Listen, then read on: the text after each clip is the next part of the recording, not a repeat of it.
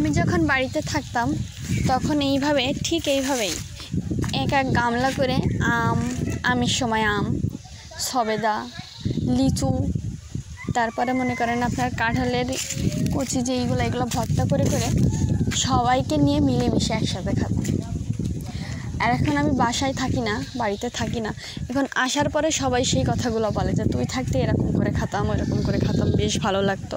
তো এখন অনেক দিন পরে বাড়িতে আসছি, তো সবার জন্য আজ আমি সেই আগের মতো করে আম কুচু কুচু করে কেটে যে সুন্দর করে শুকনো মরিচ দিয়ে ভর্তা করছি।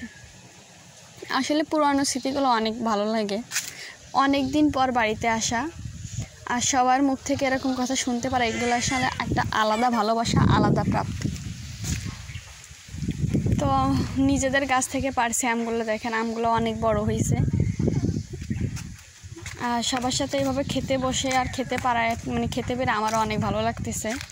আমি আসলে এখানে আসার কোনো প্ল্যান তো ছিলই না, সবার সাথে যে এইভাবে খেতে পারবো এসে, আমি সেটা ভাবি নাই। তো আসলে আম ভর্তা মাখাটা অনেক সুন্দর হয়েছে, দেখেই মনে করেন যে জিভে পানি চলে আসতেছে। তো কে কে এইভাবে আমার মতো আম মাখা খান আর অন্যদের খাওয়ান অবশ্যই কমেন্টে জানাবেন।